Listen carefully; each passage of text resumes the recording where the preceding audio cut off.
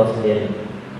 Bersyukur kita kepada Allah Subhanahu Wa Taala dan dengan limpah rahmat dan keizinannya juga dapat kita bersama-sama berkumpul malam ini di surau yang penuh barakah ini sepada majlis ceramah bagi mengingati peristiwa Isra' dan Mi'raj, yang mana seperti mana yang kita sedia maklum, peristiwa Isra' dan Mi'raj ini merupakan satu peristiwa yang sangat penting bagi umat Islam. Semoga penceramah jemputan kita dapat mengupas dengan lebih mendalam berkaitan dengan peristiwa ini. Sebelum saya menyerahkan majlis kepada penceramah jemputan kita, izinkan saya untuk membuat beberapa pengumuman. Pertama, pihak Surau Mukhlisin ada membuka kaunter wakaf Perbadanan Wakaf Selangor untuk proses pembangunan surau. Bersih rasmi disediakan dan setiap sumbangan wakaf layak mendapat pengecualian cukai sebanyak 7% untuk individu dan 8% untuk syarikat. Di samping itu, pihak surau juga menyediakan tabung bergerak, iaitu tabung khusus untuk aktiviti Surau Mukhlisin, dan mohon kerjasama para jemaah nanti agar dapat menggerakkan tabung tersebut sepanjang majlis berlangsung. Yang ketiga, insyaAllah pada esok pagi jam 10 akan diadakan kuliah luar khas khusus untuk Musliman yang akan disampaikan oleh Dr. Rolia Hamzah. Semua Musliman jemput hadir. Keempat, pada malam esok selepas solat Isyak akan diadakan mesyuarat agung tahunan Surau Mukhlisin.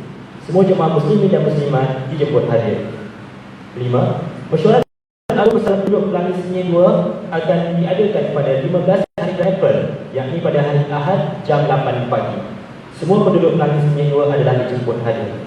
Yang keenam, semua peserta pertandingan bowling Piala Mukhlisin adalah diminta untuk bersedia di Ampang Bowl Metro Point Kajang sebelum jam 2 petang bagi memastikan pertandingan dapat dijalankan seperti yang dijadualkan. Dan akhir sekali, kerja-kerja menaik taraf sistem pendapatan elektrik bagi Surau Mukhlisin masih berjalan lagi.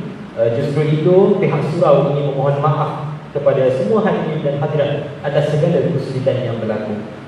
Untuk makluman juga, ceramah kita pada malam ini akan dirakam dan disiarkan secara live melalui FB Jurnal Surau Mukhlisin. Oleh itu, ada jemaah yang mempunyai akses FB, bolehlah pakat-pakat share ceramah pada malam ini pada wall masing-masing untuk manfaat rakan-rakan kita di seluruh Malaysia. Dengan tanpa melengahkan masa lagi, saya menyerahkan majlis kita pada malam ini kepada Al-Fadhil Ustaz Ashraf. Dipersilakan.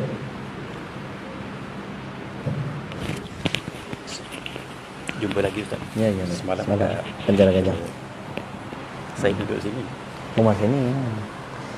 Assalamualaikum warahmatullahi wabarakatuh. Alhamdulillahirabbil alamin. Wassalatu wassalamu ala asyrafil anbiya'il mursalin. Sayyidina wa maulana Muhammadin wa ala alihi wa sahbihi ajma'in. Rabbi syrah li sadri wa yassir li amri wa hlul 'uqdatam min lisani yafqahu qawli. Allahumma faqihna fid din wa 'allimna ta'wil wa hdina siratal mustaqim. Allahumma arina al-haqqa haqqan warzuqna ittiba'ah wa arina al-batila batila warzuqna ijtinabah.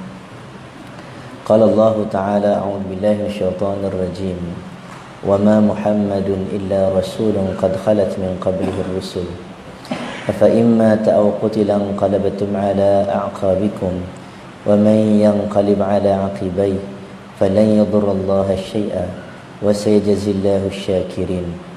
صدق الله العظيم.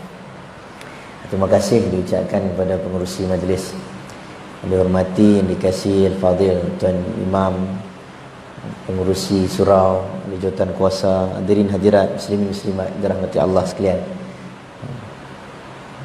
Alhamdulillah, syukur pada Allah Subhanahu Wa Taala, limpah rahmat kasih sayangnya dapat pada malam ini kita sama-sama duduk di tempat orang baiklah, insya-Allah.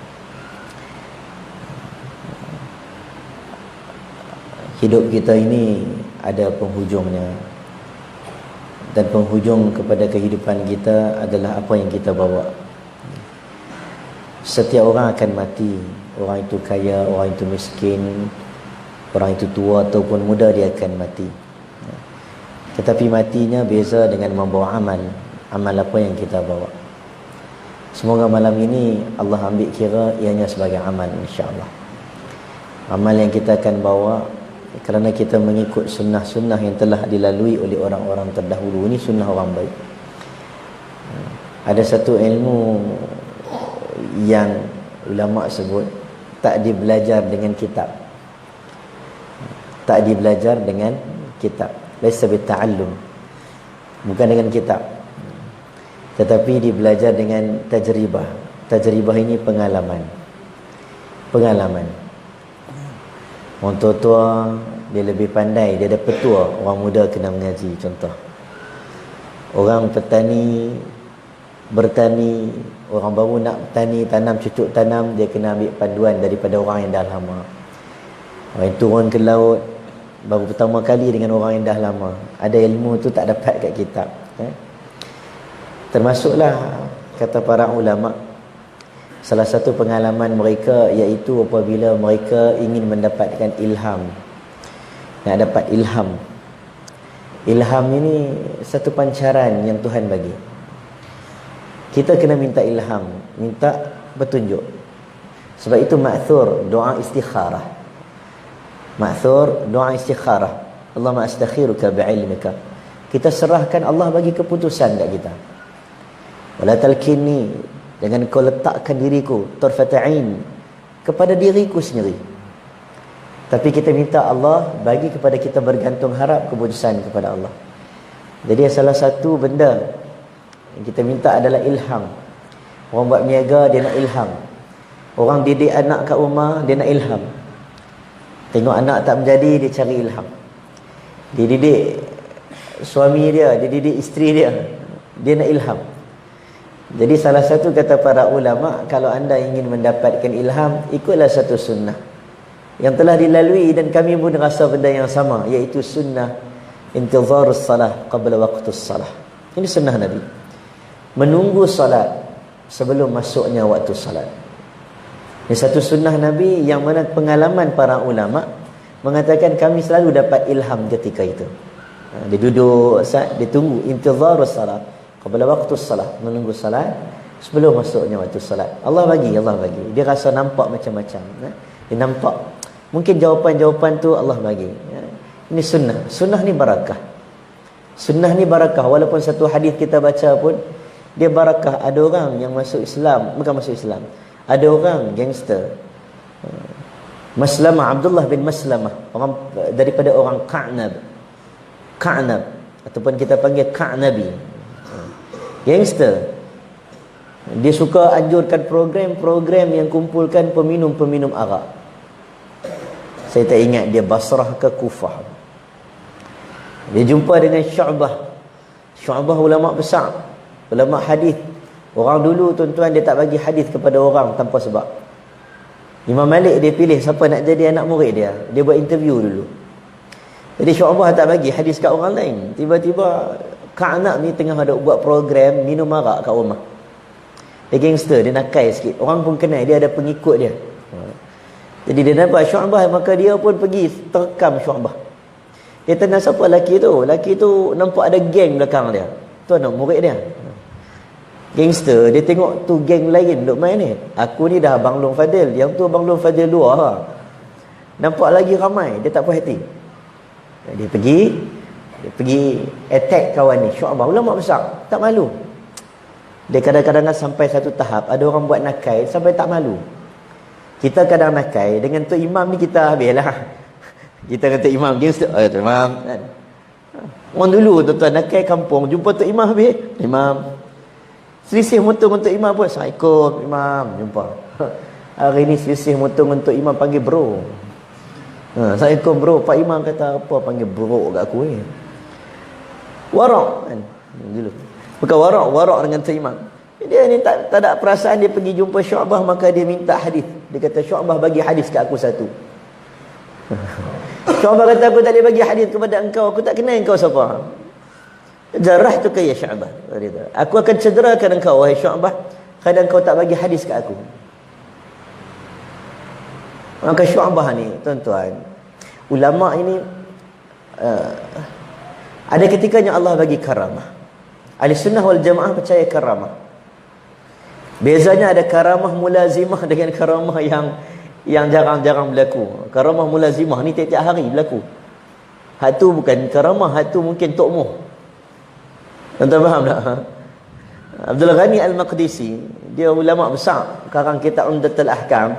Dia masuk dalam kelas, dia pakai jubah. Luar jubah ni ada sarung jubah lagi. Orang Arab macam style kan, dia panggil apa tau itu? Jubah lepas tu kat luar tu. Macam Imam Sudah duk pakai tu. Jadi habis daripada kuliah, dia buka, dia pergi bagi pakai dekat anak murid dia. Anak murid pun terharu. Anak murid kata, aku ni sepanjang kuliah ni aku duk tengok jubah jubah Abdul Ghani ni, Al-Maqdisi ni. Aku duk teringat Syekh pernah cerita tentang Abdullah bin Ubay bin Salul teringin nak jubah Nabi balut untuk badan dia sebelum mati. Jadi aku teringin, aku teringin. Macam mana dia tahu aku teringin? Orang kata itu karamah. Tapi bukan nak Abdul Ghani Maqdisi tiap hari dia tahu.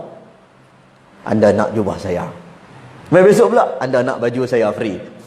Mentang-mentang nampak tokek baju.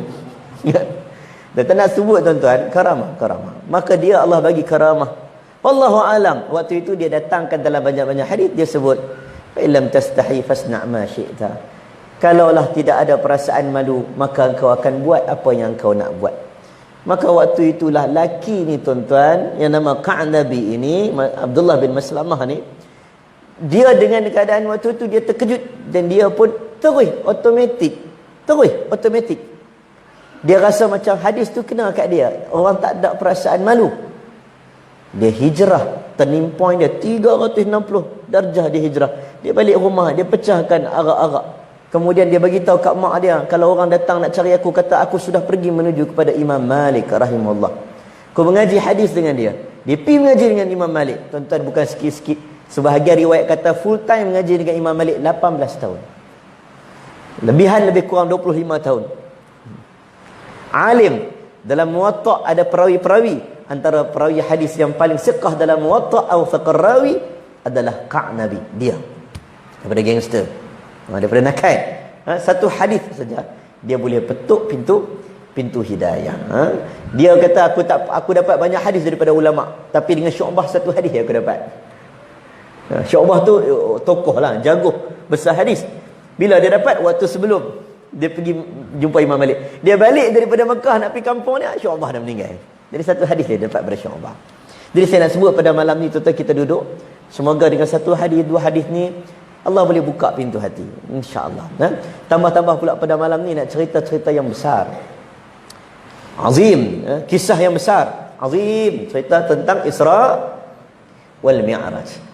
Cerita yang selalu kita dengar, cerita yang tiap-tiap tahun orang berulang.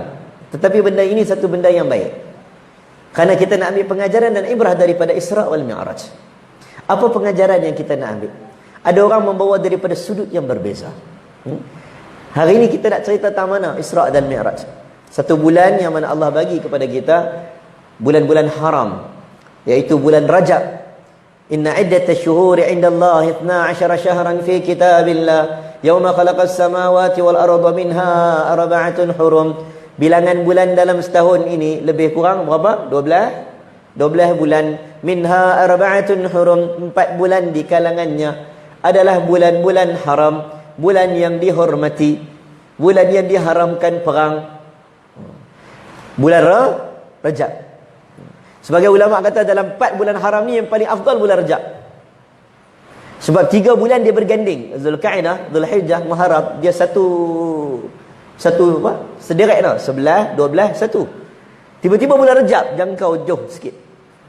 Kita dalam bulan Rajab. Biasanya bulan Rajab kita akan sambut Isra wal Mi'raj.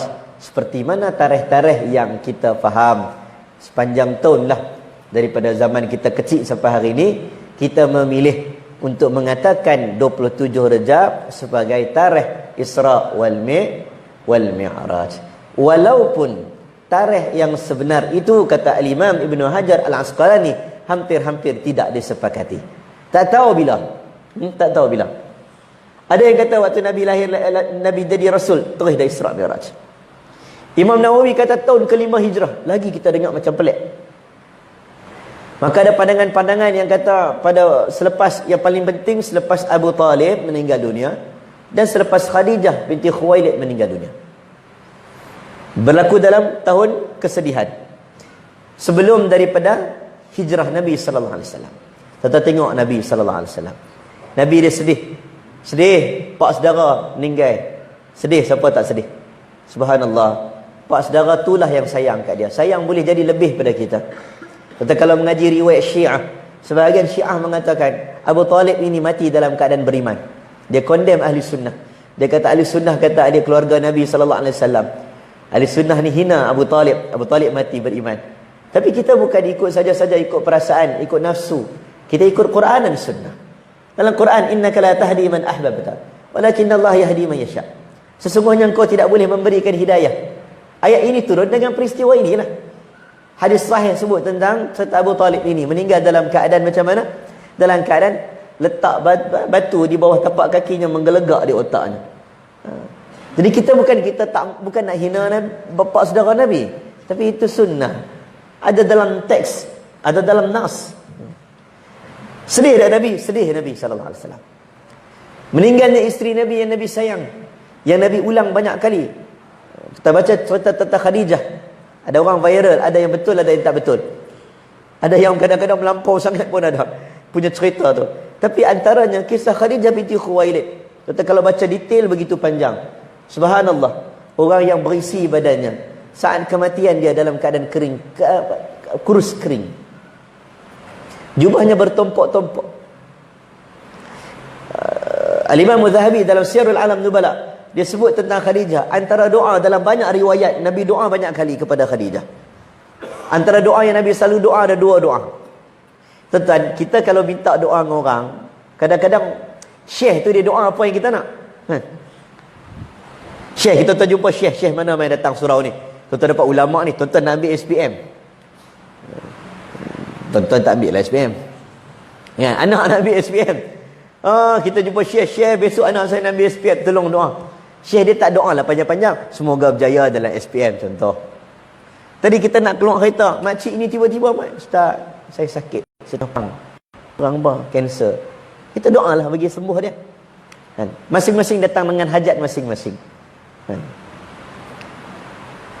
Macam mana cerita tadi tu? Khadijah binti Khuwailid. Nabi SAW doa kat dia ada dua doa antaranya.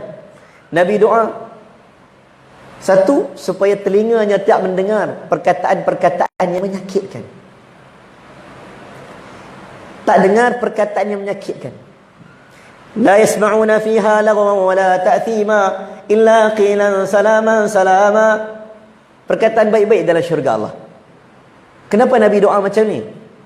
Sebab itu kalau orang mengaji psikologi, tadi saya daripada Melaka, main terus pada petang tadi, cerita tentang Om Puspanita buat program wanita lah, tajuk pasal wanita. Dia tanya, Ustaz, Nabi doa kepada Khadijah, Nabi doa dua benda. Salah satu Nabi doa, dia tak dengar benda yang menyakitkan. Kenapa? Kerana psikologi orang perempuan, orang kata kat suami dia, kadang dia yang rasa lebih. Suami nak pencen awal, stres gaduh, kan? Kadang-kadang orang kata dia baca Facebook suami dia, orang kata kat suami dia terasa suami relax lah, happy lah. Kemungkinan macam tu.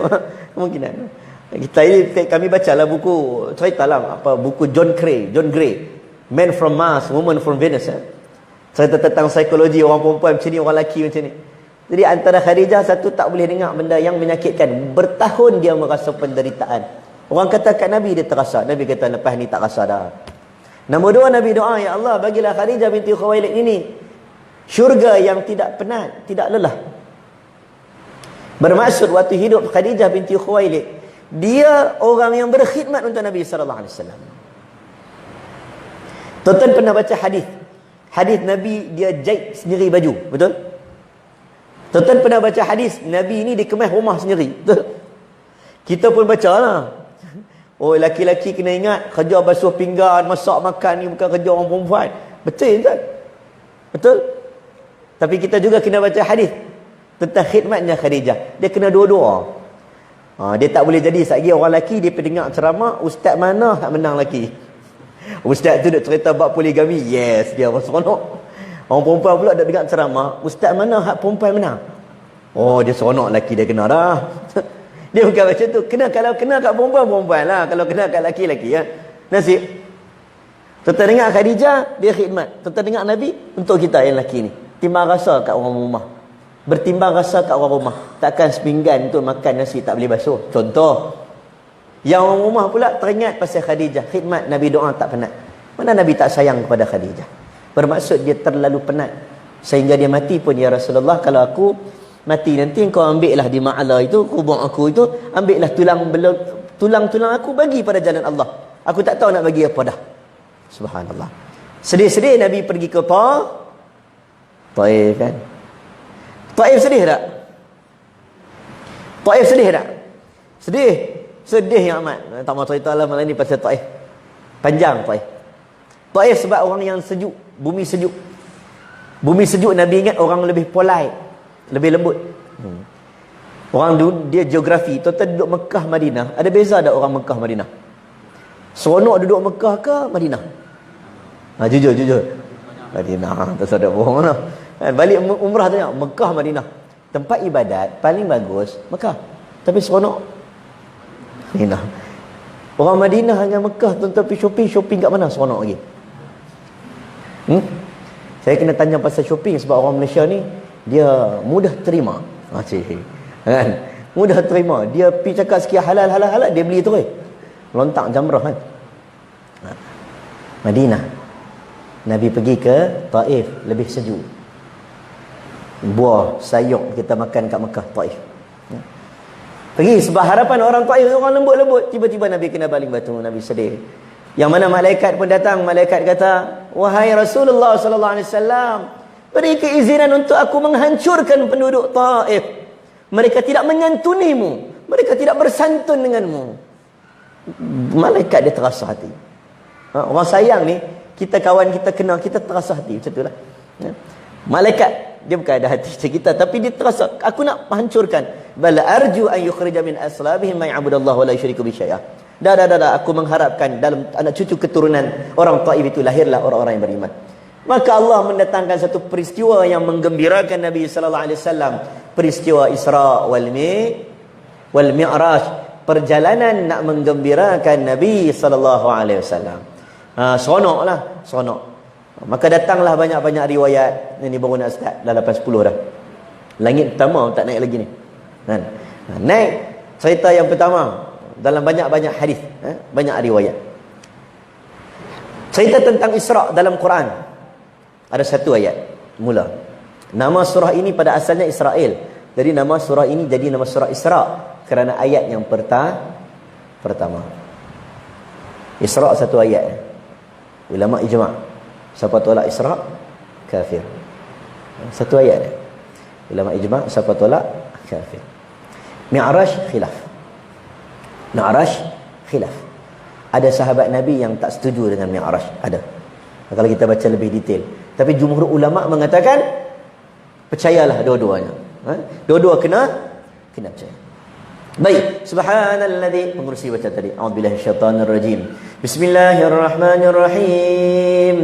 Subhanalladzi asra bi'abdihi lailan minal masjidil haram إلى المسجد الأقصى الذي باركنا حوله لنريه من آياتنا إنه هو السميع البصير. Maha suci Allah yang memperjalankan hambanya, bukan menjalankan Muhammad.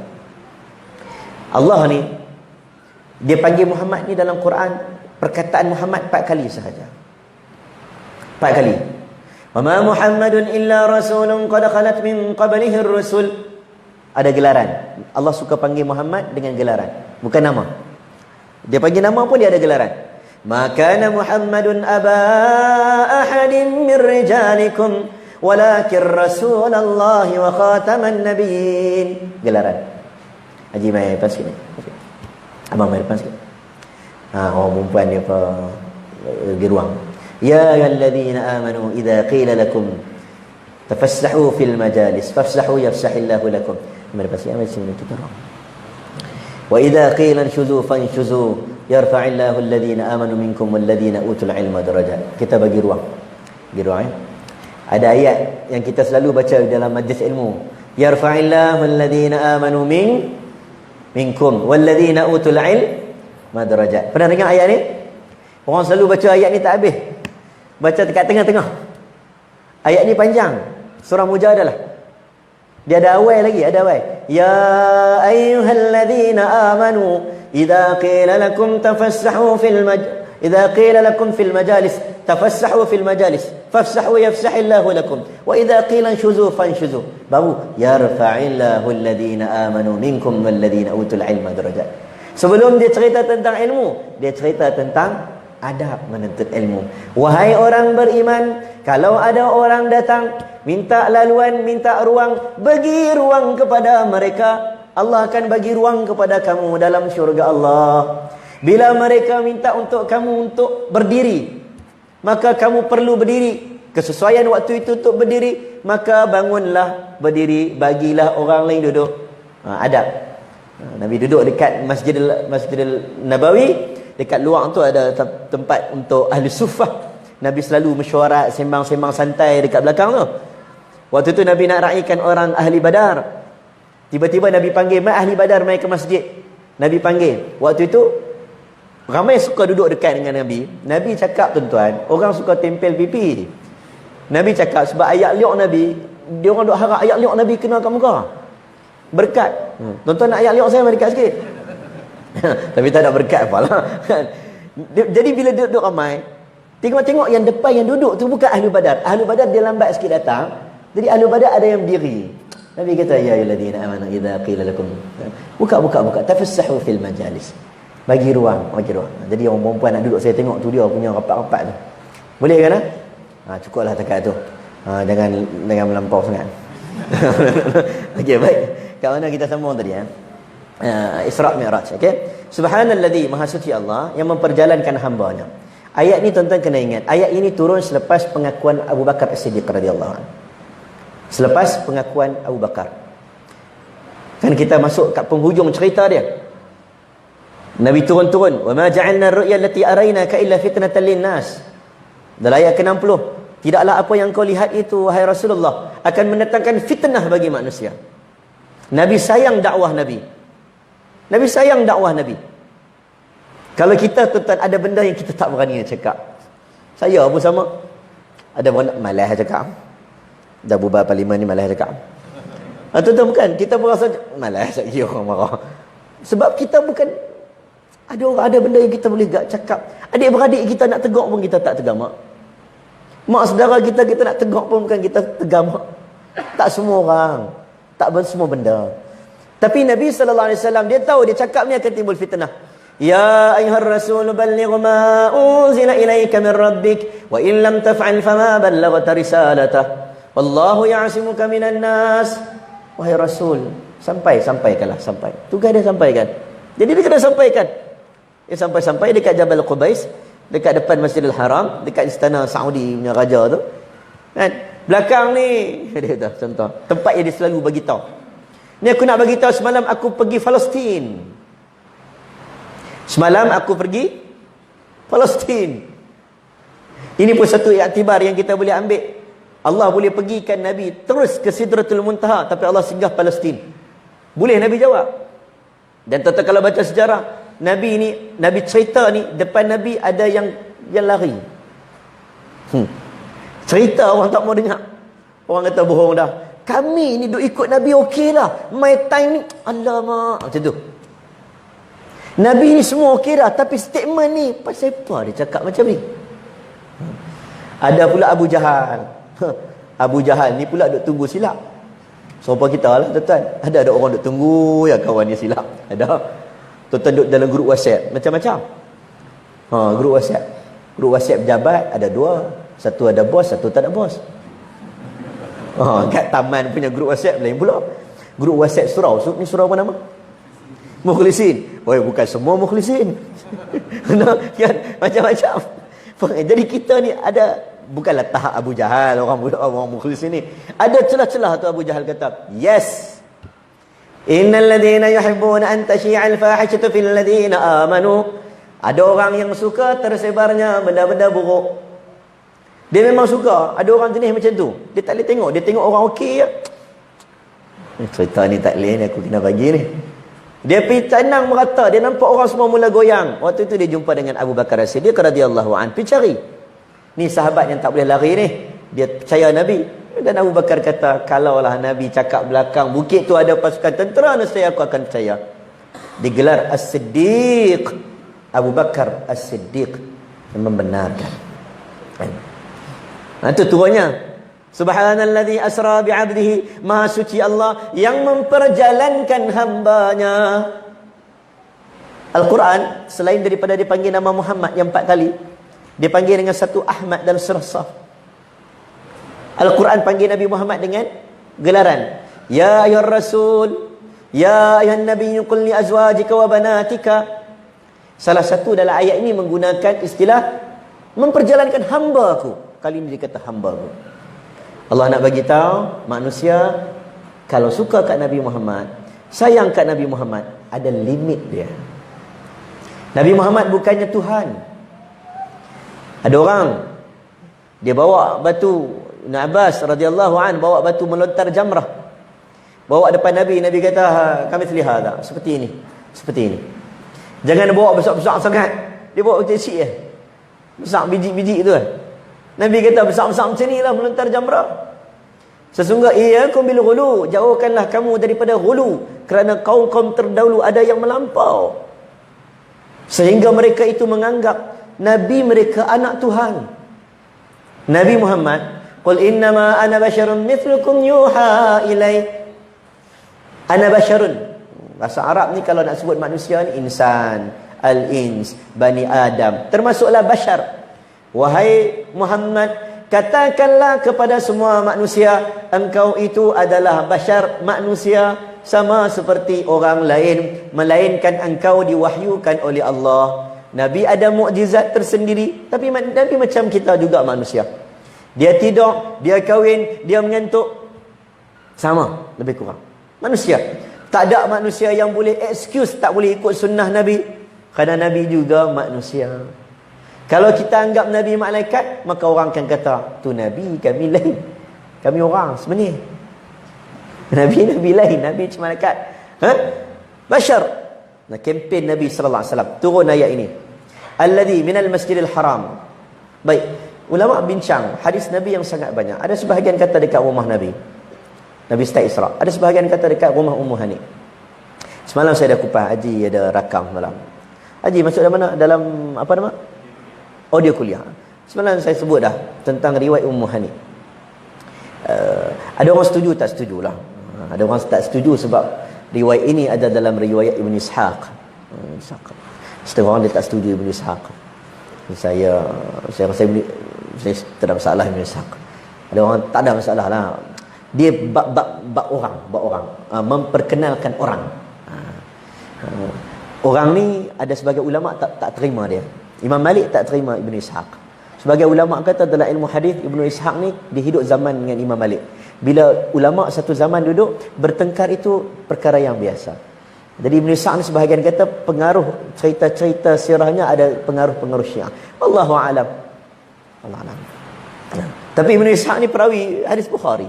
Jadi tak payah kupas malam ni kan. Itu bab mizan al-i'tidal, bab rijal, bab lelaki. Orang dulu tuan-tuan, dia cek habis orang. Tambah-tambah ustaz. Tambah-tambah orang bawa agama, dia cek.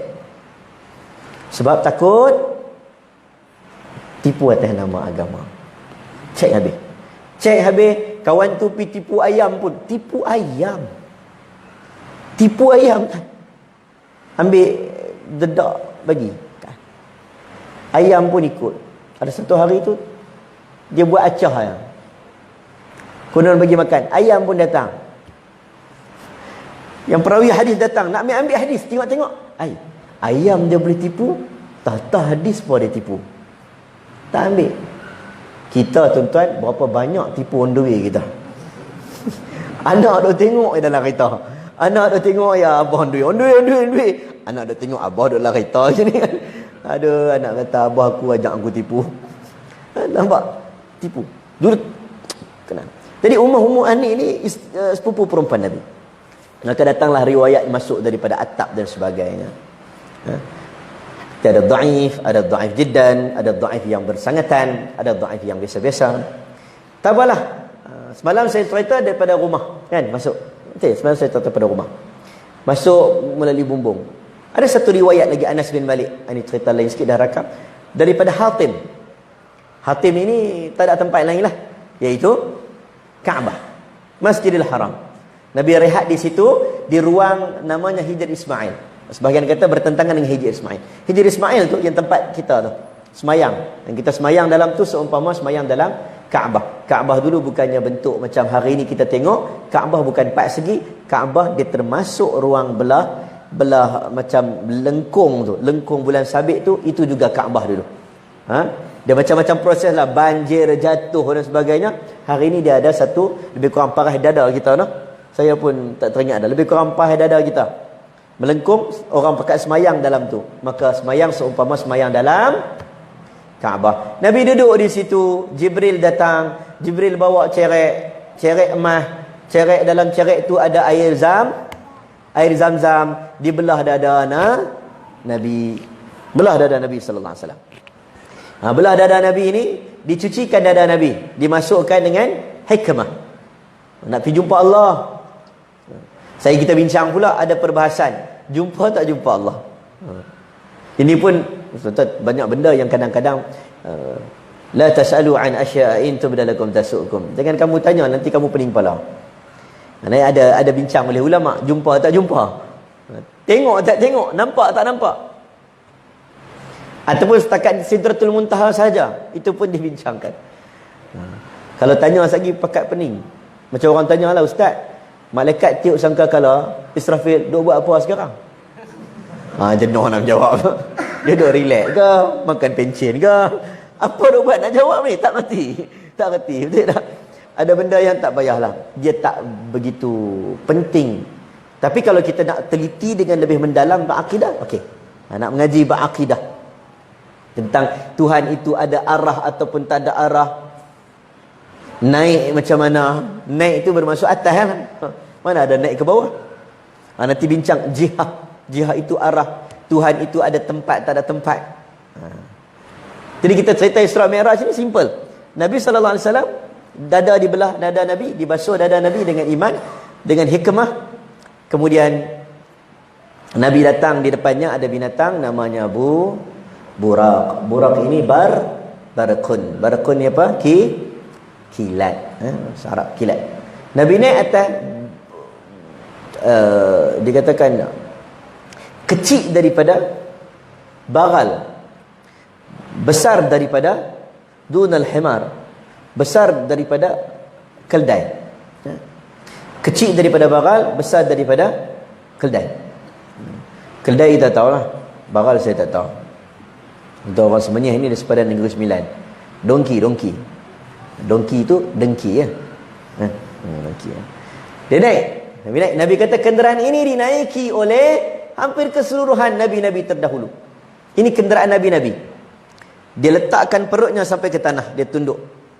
Maka naiklah di atas Burak. Waktu itu orang pun pakai cakap lah macam-macam. Burak goyang tak goyang, ada banyak riwayat. Orang dulu dia tanya, siapa dia ni kan, dan sebagainya lah.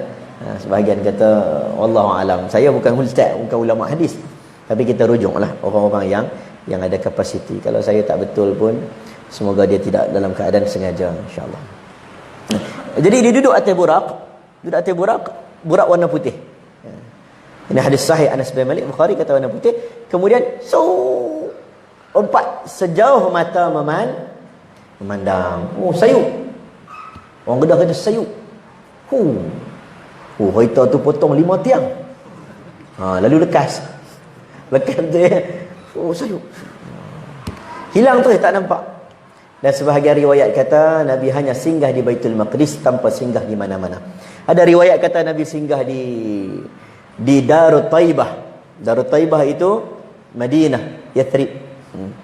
Sebahagian ulama, bukan semua, sebahagian ulama bila orang tanya kita, kamu nak turun pi umrah, contoh nak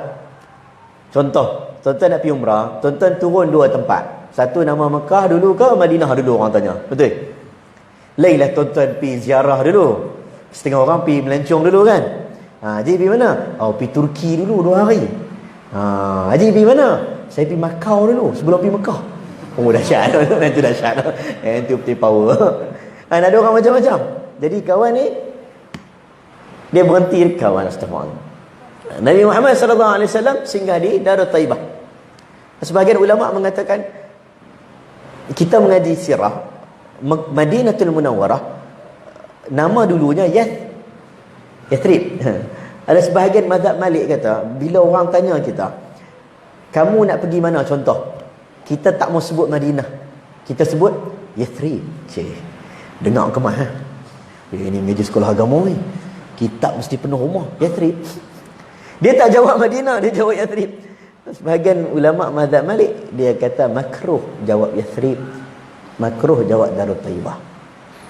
Sebab Nabi dah buh nama Madinatul Munawwarah, menukar namanya. Kenapa kamu nak kembali kepada nama yang sebelum itu?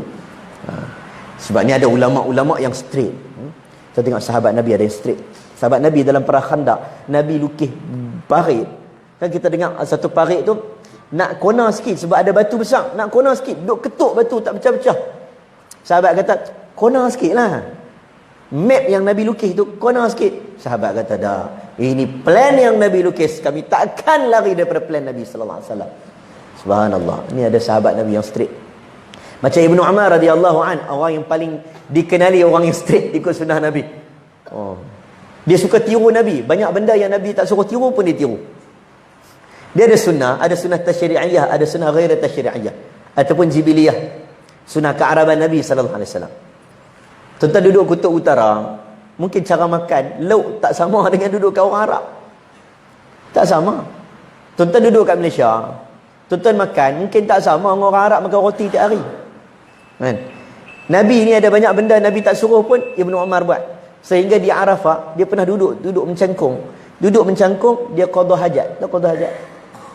Dia duduk mencangkung padahal dia tak qada hajat pun. Dia duduk ya buat gaya macam qada hajat. Orang tanya, kenapa ni? Musim haji lalu ke Arafah, kenapa engkau duduk macam ni? Dia kata dulu waktu Nabi hidup, di sinilah Nabi qada hajat. Jadi aku tiru perbuatan Nabi. Malu aku lalu-laluan yang sama, aku tak tiru perbuatan Nabi. Dia punya sayang kat Nabi tu. Subhanallah. Kan kita pernah dengar hadis, ada sahabat Nabi lalu satu pokok, Nabi pernah angkat pokok tu, dahan tu, tiba-tiba dah dahan tu tak ada, sahabat Nabi lalu-laluan yang sama, dia buat gaya macam kononnya tunduk bawah dahan. Dahan dah tak ada dah. Tiru Nabi. Ada sahabat Nabi naik unta. Naik unta tiba-tiba dia senyum. Senyum. Orang tanya kenapa tiba-tiba senyum? Pernah sekali Nabi naik unta, Nabi baca subhanalladzi sakhkhara lana hadza wa ma kunna lahu muqrinin wa inna ila rabbina lamunqalibun. Tiba-tiba ada sahabat seorang tu bergurau dengan Nabi dan Nabi tersenyum dengan gurauan dia. Habis aku tak rasa siapa gurau dengan aku, tapi aku suka tiru Nabi. Dia punya suka. Jadi macam itulah juga tuan-tuan, Isra wal Mi'raj ni Nabi sallallahu alaihi wasallam dia singgah dekat Darut Taibah. Allah sebahagian riwayat kata dhaif. Nabi terus ke Baitul Maqdis tanpa singgah di Bukit Tur Sina. Sebahagian kata singgah di Baitul Laham, tempat kelahiran Nabi Isa alaihi salam. Ada sebahagian pandangan yang saya rasa yang ni clear lah. Clear dhaif jiddan.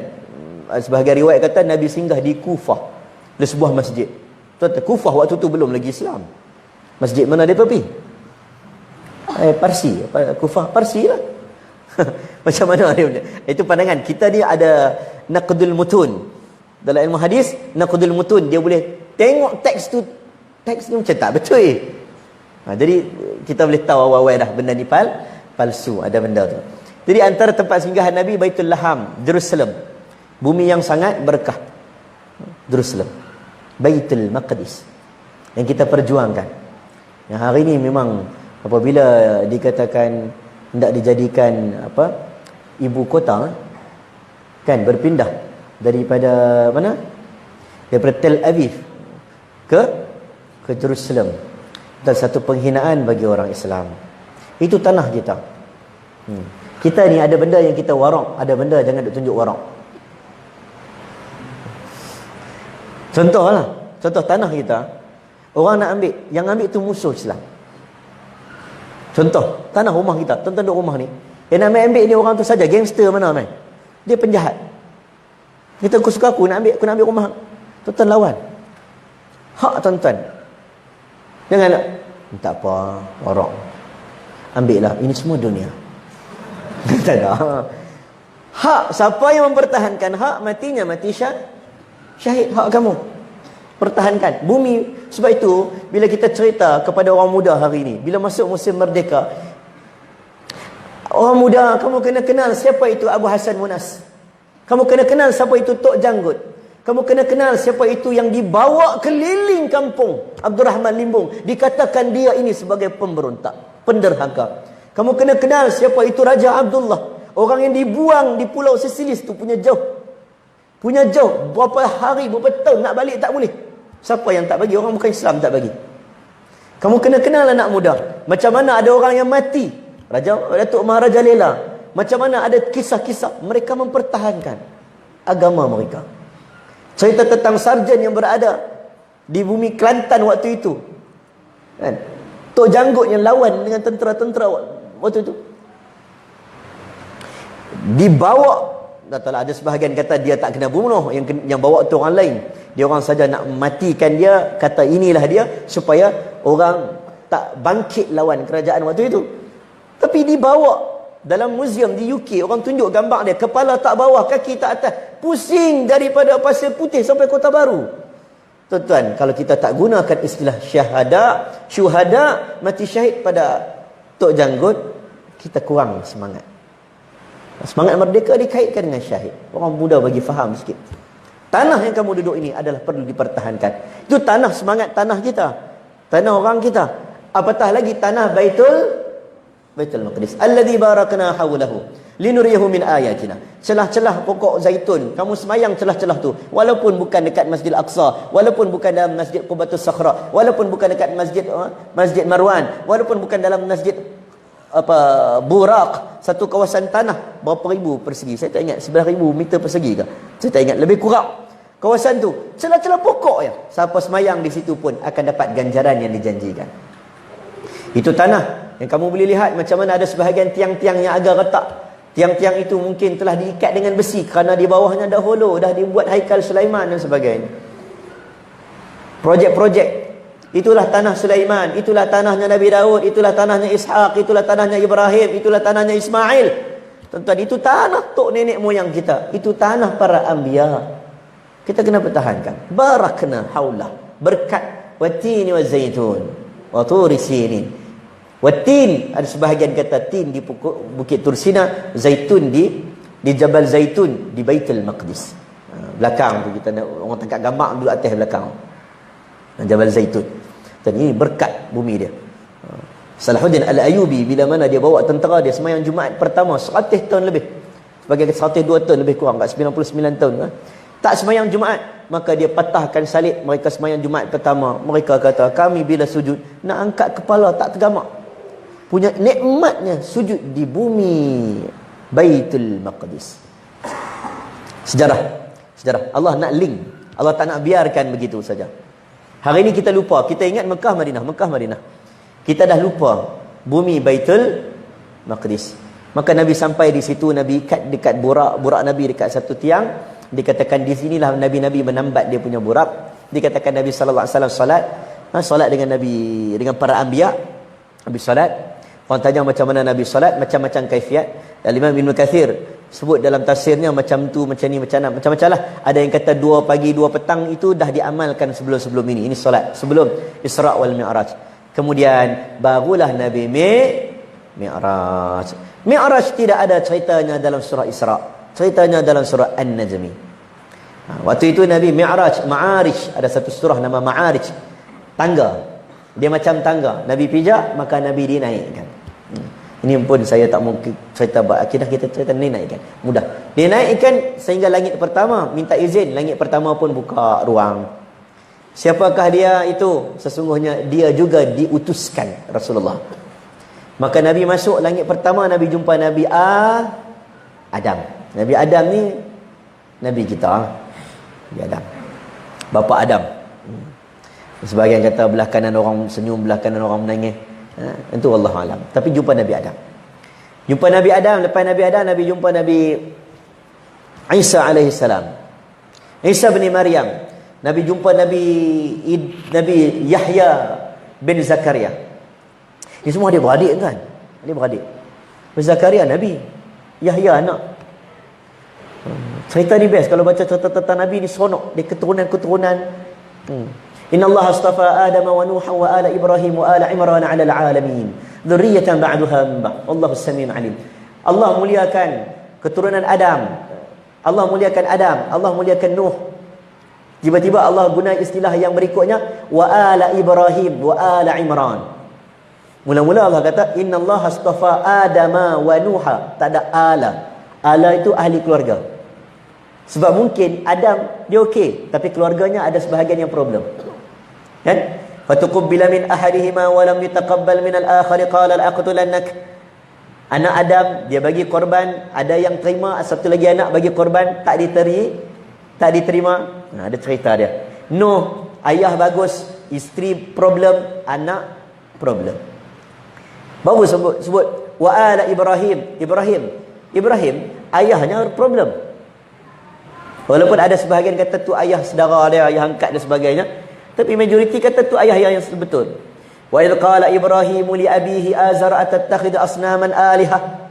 Ayahnya menyembah berhala. Tapi kenapa dia muliakan keluarganya? Kerana keluarga Ibrahim, anak cucunya sampai ke bawah, semua hebat-hebat. Ishaq, Ismail, hebat-hebat sampai Nabi Muhammad sallallahu alaihi wasallam. Ni keluarga-keluarga nabi-nabi.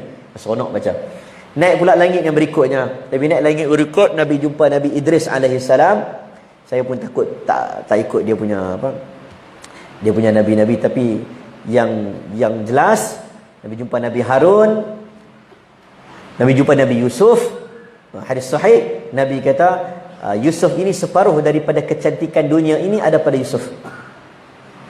Separuh lagi kita semua share. Hak mana handsome, hak mana jambu-jambu, gova-gova dalam surau ni kita share. Macam Fatah Amin tu share dengan saya ya, lebih kurang.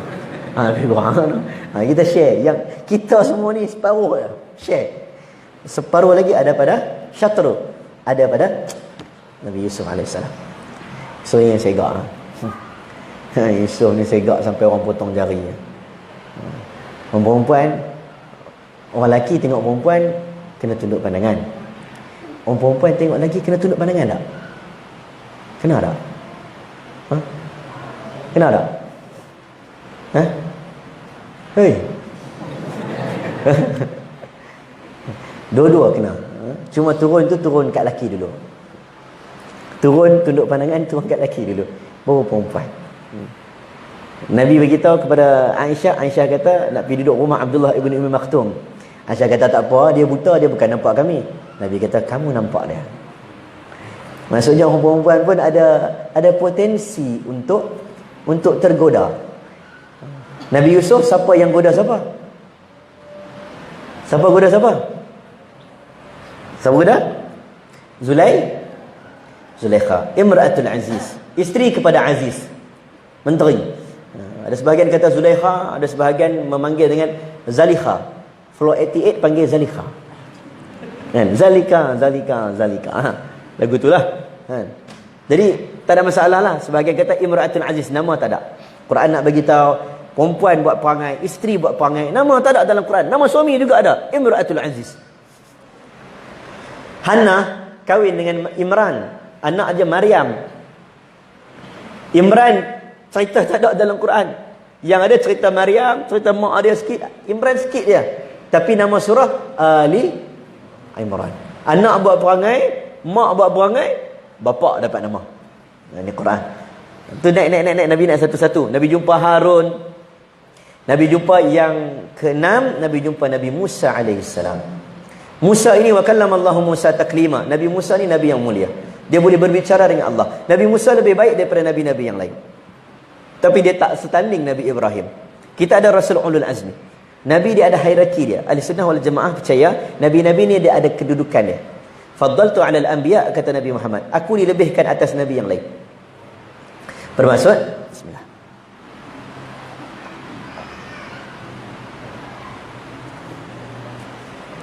Pasal tak larat. Dia rasa dah sandang harga. Tua. Orang panggil mak muda. Dulu okey lah, pergi satu hari 3-4 program. Lah ni pun rasa. Okey. Kat mana tu? Kena makan pemuga. Nabi Musa, nama paling banyak disebut dalam Quran. Rasul Ulul Azmi. Kemudian Nabi naik ke-7, jumpa dengan Nabi Ibrahim. Nabi Ibrahim, kemudian Nabi tengok muka Nabi Ibrahim lebih kurang muka Nabi. Muka Nabi ni Nabi Muhammad macam Nabi Ibrahim. Okey, orang pula sebut muka Hasan sebiji muka Nabi. Muka cucu Nabi Hasan sebiji muka Nabi. Hasan ni Sayyid. Hari ini kita tengah cari Hasan. Kan?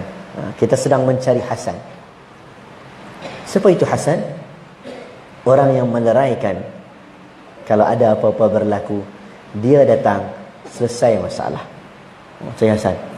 Nabi kata dia akan meleraikan dua kelompok Islam yang bertelagah. Maksudnya jiwa yang dia boleh negotiate dua orang. Dua kelompok dia boleh. Dia main, orang suka, semua orang suka dia. Hasan. Jadi Nabi naik duduk di Baitul Ma'mur, 70,000 malaikat. Tak keluar melalui pintu tu, dan setiap hari 70,000 datang. Sampai Yaumal Qiyamah. 70,000. 70,000 ni sebagai ulama, bila Al-Quran guna 70,000, tak semestinya exactly 70,000. Dia nak gambarkan banyak. Jadi banyak malaikat datang bertawaf, tak berhenti-henti. Malaikat la ya'sunallaha ma amarahum wa yaf'aluna ma yu'marun. Dia tak pernah rasa nak tinggal. Tak ada, dia taat Allah ya. Malaikat dia tawaf, tak berhenti-henti sampai yaumul qiyamah. Besarnya namanya alam. Dunia ni kecil ya, tak ada apa-apa, nothing, tak ada apa. Satu titik laut tu, satu titik itu adalah dunia, baki lautan itu adalah akhirah. Maka Nabi SAW waktu itu naik ke Sidratul Muntaha.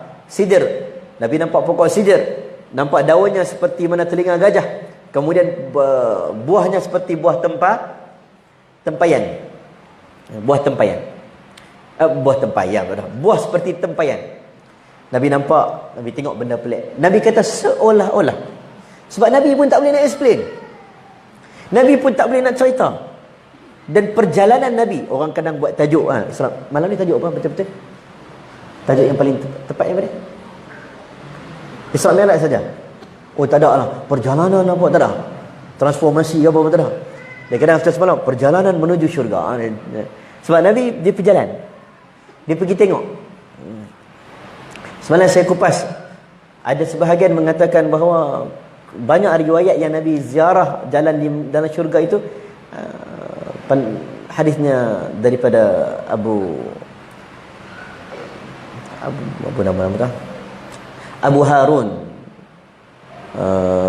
Amurah, seorang yang agak tak kuat hadisnya. Tapi kita pernah dengar lah perjalanan Nabi SAW. Nabi nampak orang tua, kan? Orang tua ditanya Jibril, siapakah orang tua tu, sampai dia bongkok teruk sangat. Itulah umur dunia. Orang pun ceritalah kalau zaman Nabi pun dah bongkok, zaman sekarang terguling-guling lah apa. Kan? Kemudian Nabi nampak orang tanam padi, tanam terus dapat, itu adalah orang yang bersedekah. Kemudian Nabi nampak orang yang memotong lidahnya.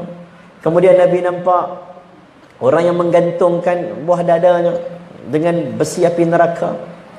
Kemudian Nabi nampak orang yang memecahkan kepalanya.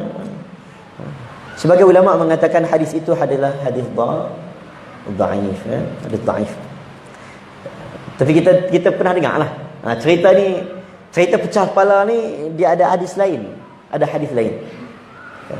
Dia lebih sahih, dia tak termasuk dalam cerita Isra Mi'raj. Pecah kepala, kemudian cantum balik kepala, tak mati-mati. Kita ni tak mati tuan-tuan. Hari ni ada mati, esok tak ada mati. Hidup dua kali, hari ni ada mati, esok tak ada mati dah. Jadi macam mana nak buat? Nak mati-matilah. Hidup lepas ni tak ada mati dah. Tak ada. Kullama nadijat juluduhum baddalnahum juludan ghairaha liyadhuqul adab. Kemudian Allah tukar kulit dia. Baddalnahum juludan, tukar kulit dia. Liyadhuqul adab, supaya dia merasa sakit azab itu. Dia tak rasa mati, tapi dia sakit, pecah kepala cantum balik, pecah kepala cantum balik. Kita pernah dengar ulama hadis mengatakan ular yang ada dekat rupa dalam kubur kan. Semua orang akan rasa, saya ada tuan-tuan akan rasa benda ni. Itu cerita dalam yaumul qiyamah. Kita cerita bab kubur pun dah takut dah. Dengan kata kubur, tuan-tuan, sakaratul maut pun dah takut dah. 300 tusukan pedang. Umpama kamu meletakkan kain sutera, ditariknya di atas duri, melekat-lekatlah kain sutera itu. Orang dok cerita sakaratul maut, kita tak boleh takwil ikut suka. Oh, anggap-anggap macam ni ikut sakarat, tak boleh, dia kena nas. Sebab tak ada siapa pernah cerita melainkan Nabi. Ada orang pernah cerita? Ada orang cerita sakaratul maut sakit? Dia sakit, dia boleh cakap, tapi dia nak cerita macam mana panjang-panjang pun tak boleh. Macam Nabi lah, dia ambil wuduk, dia kata fa inna lil mauti sakarat. Mati ni sakit, Nabi kata. Abdullah bin Ahmad bin Hanbal, anak kepada Ahmad bin Hanbal. Ayahnya Ahmad bin Hanbal ni warak, tuan-tuan. Warak Ahmad bin Hanbal ni. Mati 1.5 juta orang semayang jenazah dia. Daripada duha sampai asar orang ambil wuduk tak habis-habis. Warak, dia tak cerita ke orang. Allah muliakan banyak cerita. Yang duk tulis Musnad Ahmad ni anak dia. Yang duk cerita pasal ayah dia anak dia. Abdullah ni duk cerita. Abdullah ni cerita macam-macam. Dia kata ayahku pernah cerita ke aku. Aku ni waktu itu keluar daripada rumah pukul 2-3 pagi sedang tahajud. Tiba-tiba pasukan tentera datang. Pasukan tentera menggari aku. Aku dah tua. Ayahku cerita. Dia orang gari aku dekat kaki aku. Ayahku jalan terseret kaki. Ayahku kata, ayah letih, sangat letih. Tak larat. Ayah dia cerita. Ayah tak cerita ke orang lain, cerita ke anak kan. Anak pun cerita untuk panduan umat. Ayah kata, ayah masuk dalam penjara, gelap. Menangis ayah. Menangis sebab apa ayahku? Ayah menangis kerana ayah pada malam ini, adakah malam ini tidurku tanpa salatul lail. Subhanallah, ulama.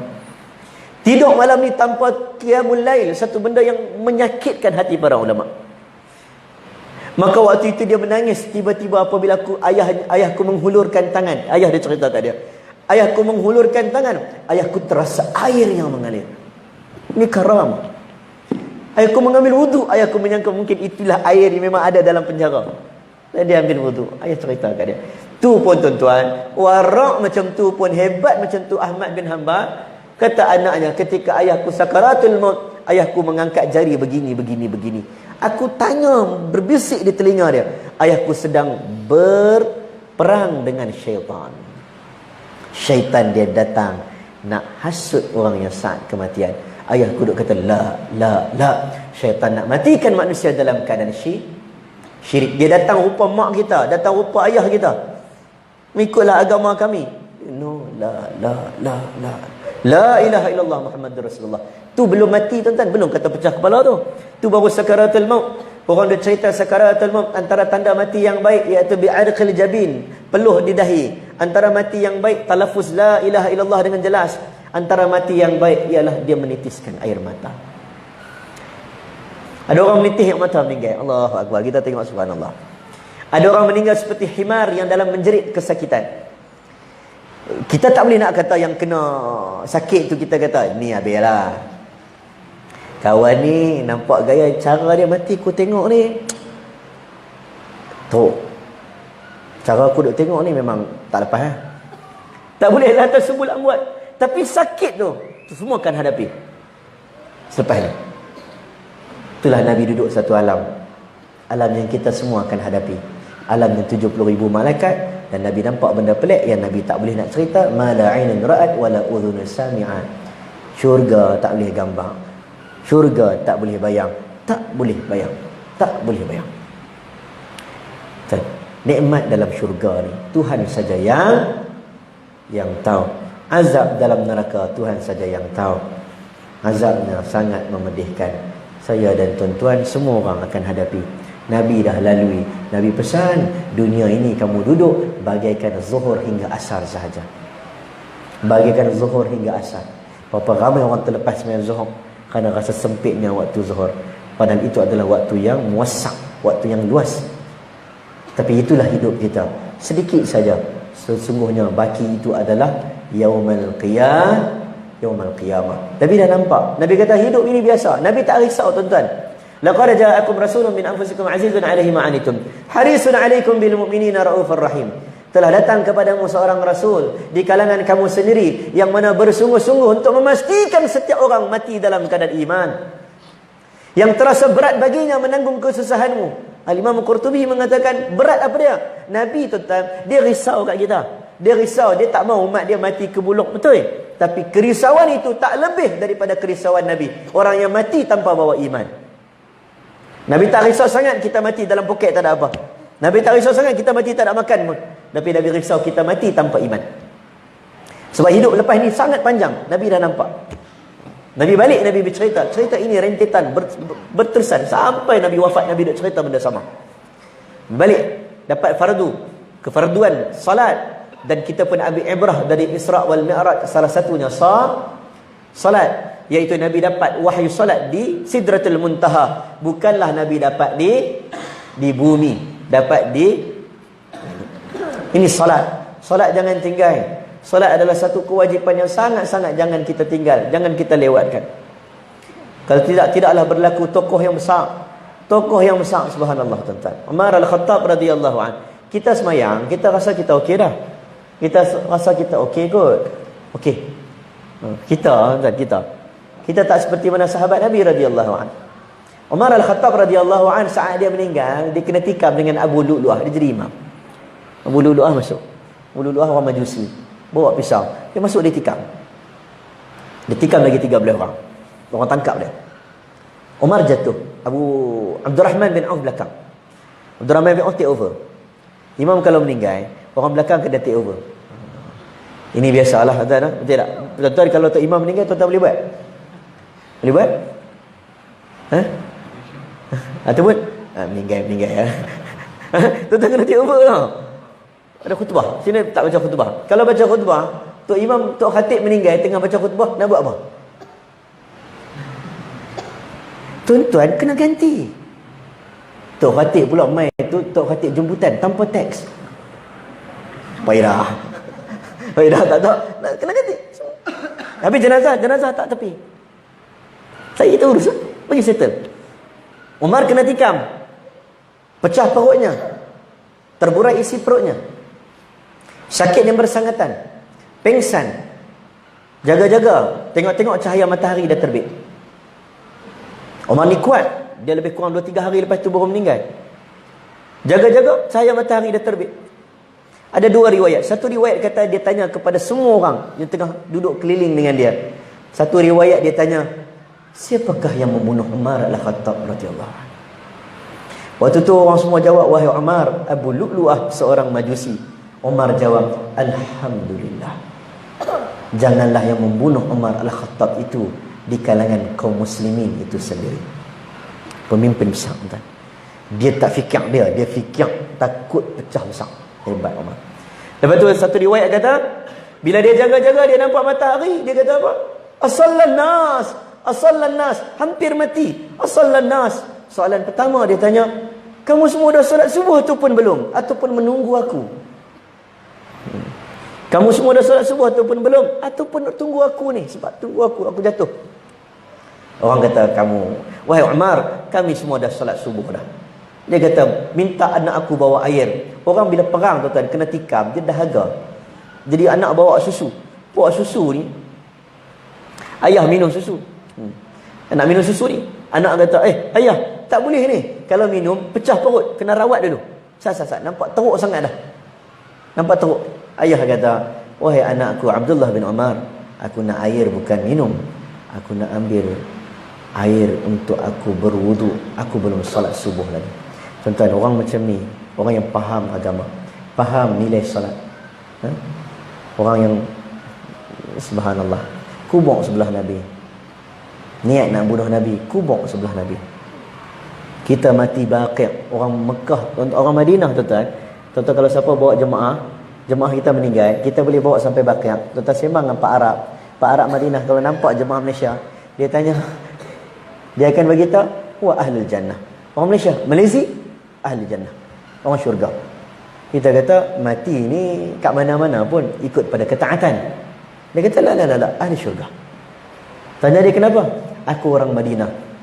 Berapa ramai ahli keluarga aku tak meninggal di Madinah, meninggal di Bahrain, meninggal di Kuwait. Kamu 70 tahun haji ni duduk kat Malaysia, mai umrah, tiba-tiba meninggal. Ahli syurga. Dia kubur belakang tu Baqi', ni kubur sebelah Nabi.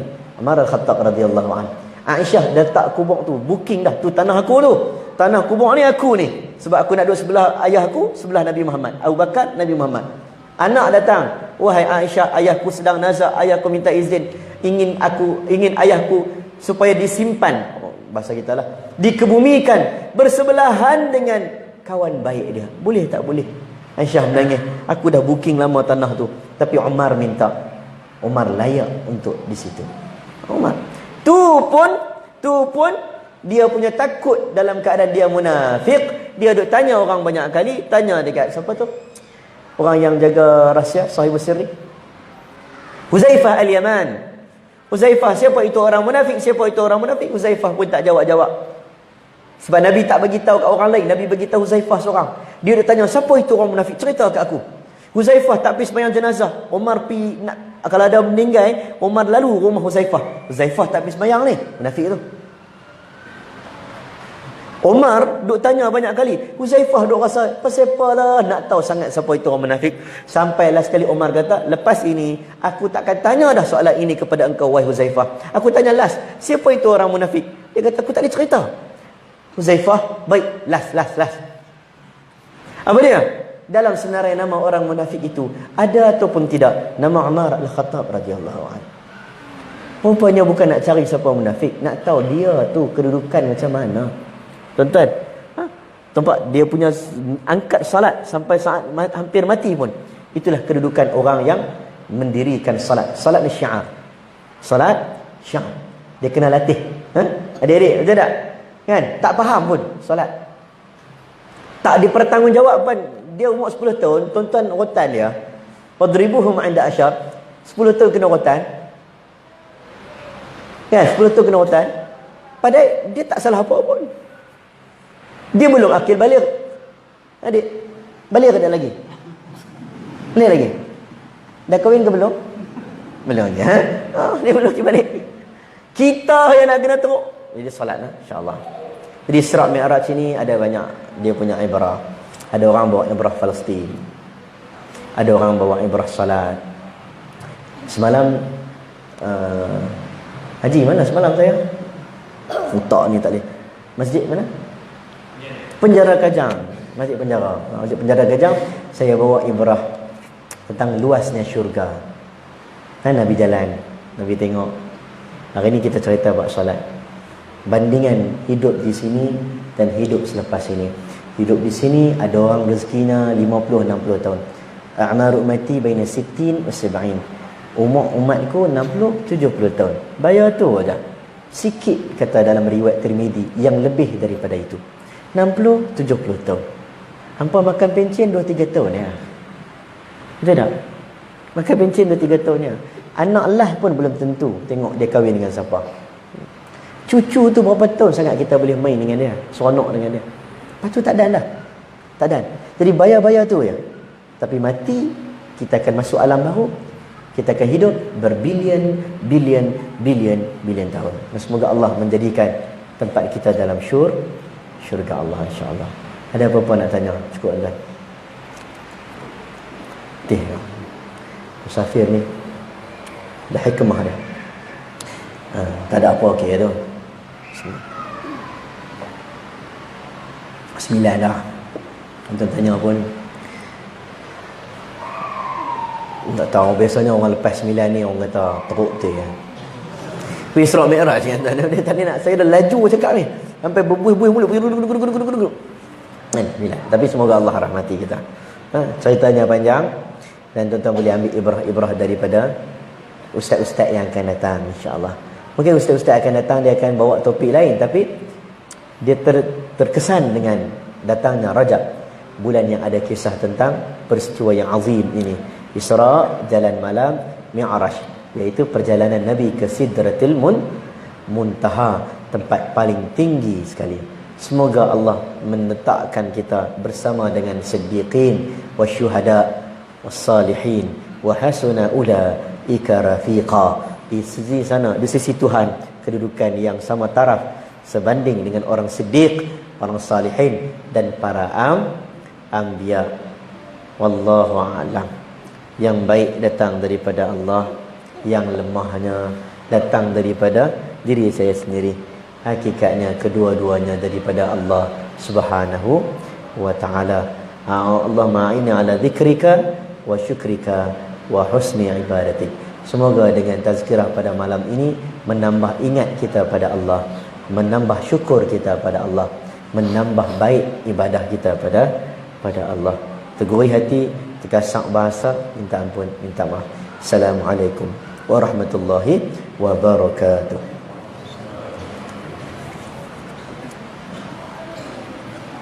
Waalaikumsalam warahmatullahi wabarakatuh. Ya, alhamdulillah, selesai sudah ceramah kita pada malam ini. Majlis merakatkan ucapan terima kasih kepada Al-Fadhil Muhammad Ashraf atas perkongsian ilmu pada malam ini. Semoga apa yang telah disampaikan dapat kita ambil manfaat, panduan serta dapat dikongsikan bersama-sama rakyat kita yang ada di sini pada malam ini.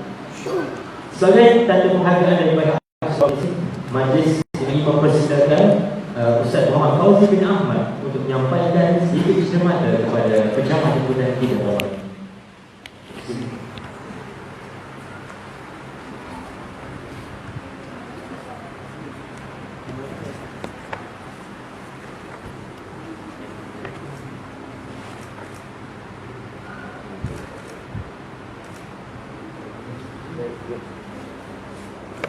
Terima kasih kepada Ustaz Muhammad Fauzi. Dengan itu, berakhir majlis kita pada ini. InsyaAllah selepas ini kita akan tunaikan solat isyak secara berjemaah. Untuk itu saya akan beri dengan kasih kepada Ustaz. Sehat Ustaz. Alhamdulillah.